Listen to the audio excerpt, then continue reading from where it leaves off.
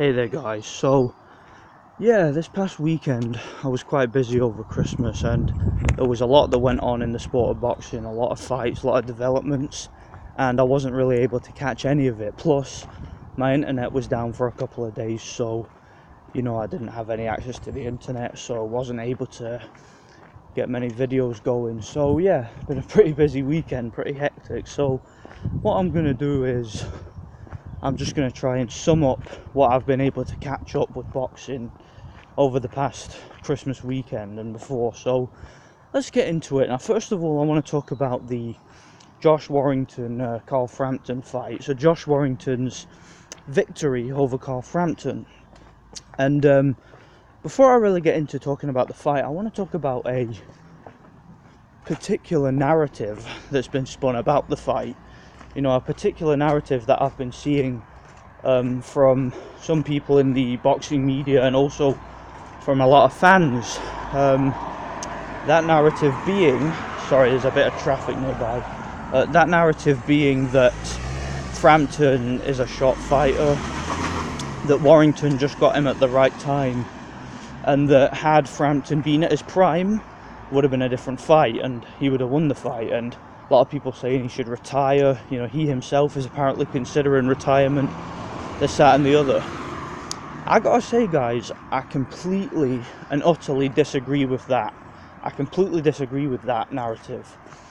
In my personal opinion, and I know this is going to disappoint a lot of people because I know that Frampton has quite a sizable fan base. In my personal opinion, I don't think Frampton would ever have beaten Josh Warrington, even at his prime. Even the same Carl Frampton from 2 or 3 years ago, I would still pick Josh Warrington to win the fight, and there are quite a few reasons why.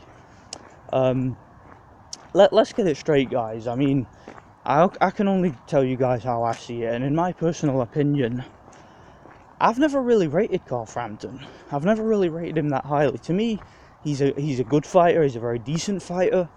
He's a guy with a good work ethic. He's a decent athlete.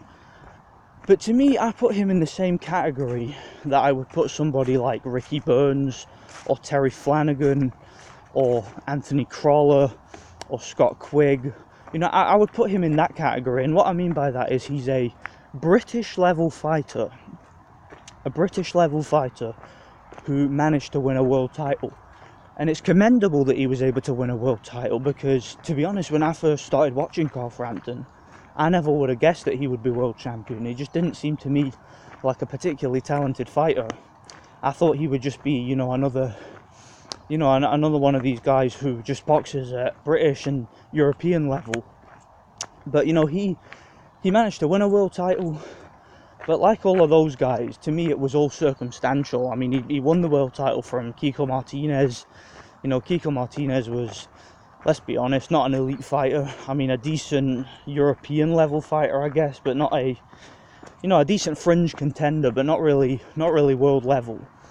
And when Carl Frampton fought Scott Quigg, which was obviously one of his biggest wins, in my opinion, that win, yeah, Frampton won the fight and whatnot, but in my personal opinion, a lot of that was more to do with Scott Quigg getting his tactics wrong, more so than Frampton being so good, because I still believe that Scott Quigg is actually the better fighter of the two. I do think that he had the better skills and the more talent.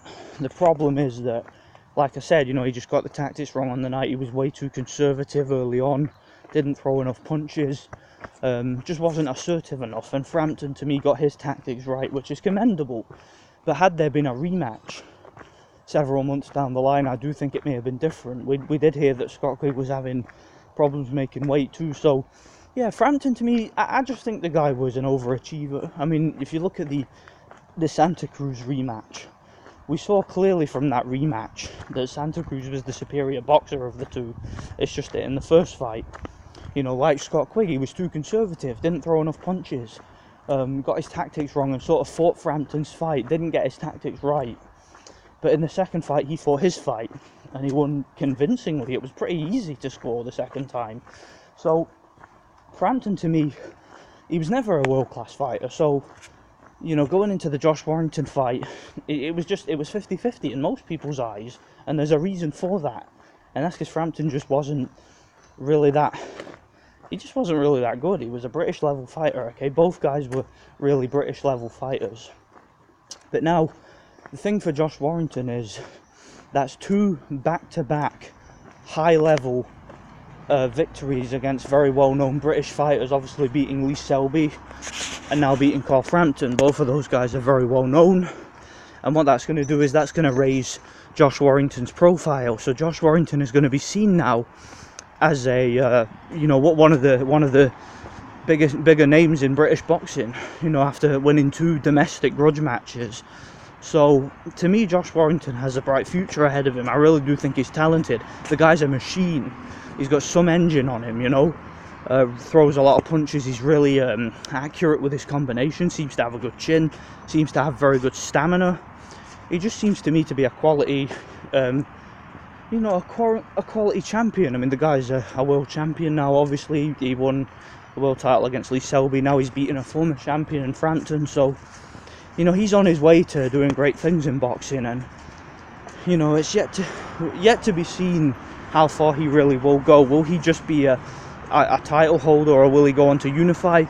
I believe one of the other title holders in that division is Gary Russell. Love to see that fight. You know, Gary Russell's another fast, athletic guy who throws a lot of punches. Better fighter than Carl Frampton, in my opinion. Would certainly be a more interesting challenge. But yeah, I'd like to see it. I wouldn't mind seeing that fight at all. As for Frampton, people saying he should retire, I disagree. I think that there are winnable fights out there for him at British and domestic level. I'd love to see the Scott Quigg rematch. To be honest, I wouldn't even mind seeing a third Santa Cruz fight. I mean, let's get the rubber match on. Rubber matches are usually interesting in boxing, so I wouldn't mind that one. You know, I wouldn't mind a Frampton Santa Cruz, you know, third fight. I wouldn't mind that at all. I'm just going through a tunnel here, so audio might be a bit shit. Let me just get through this as quick as possible. Alright, so yeah, the other big fight that happened on the weekend, there was a few, but the one that caught most people's eye and that most people are talking about is Dillian Whyte's brutal knockout victory over Derek Chisora in the 11th round. It was another hard, grueling fight for most of it. You know, both guys brought the fight. Derek, you know, is a tough guy, always comes to fight, very, very hard to hit cleanly because he smothers your work as he comes forward. You know, he's got that sort of Joe Frazier style where he bobs and weaves and comes forward and tries to rough you up. He's very dirty, you know, so he's a very difficult guy to look good against, Chisora. And Dillian Whyte pulled off an impressive KO against him. It was reminiscent of Povetkin's KO against Carlos Takam. That's what it reminded me of. And yeah, it was brutal. You know, he had Derek Chisora flat out on the canvas, man. So yeah, I was impressed by that. And Dillian Whyte obviously has improved his stamina. You know, he's managed it for the later rounds now. He's improved his punching technique, his punching power. The counter left hook which he landed on Anthony Joshua, which almost took him out, if you remember. That's the same shot that he ultimately put Derek Chisora out with. So yeah, to me it's interesting. Dillian Whyte, I think he's ready for a title shot. I really do. I wouldn't give him much of a chance against AJ, if I'm being honest, because I just think that AJ is too big, too powerful, too athletic, hits way too hard. I think he would probably throw Dillian around the ring a bit. I think he would just pull him on the back of his neck and slip in that uppercut. And you know, it's just, to me, I just think that AJ has improved more since the first fight than Dillian has. But I mean, why not? I mean, if Dillian wants the shot, why not? I mean, the fight will sell. They'll make a lot of money with it. So yeah, there's bad blood there. They'll be able to sell it. It'll be a big pay-per-view in London. Why not, eh? Why not? As for Derek Chisora, you know, there's been calls for Derek Chisora to retire time and time again every time he loses. The guy will come back, most likely. and he'll probably fight a couple of bums, a couple of journeymen, and he'll probably get another big fight, knowing him. I don't know. We'll see where he goes from here. But yeah, going for another bloody tunnel here, man.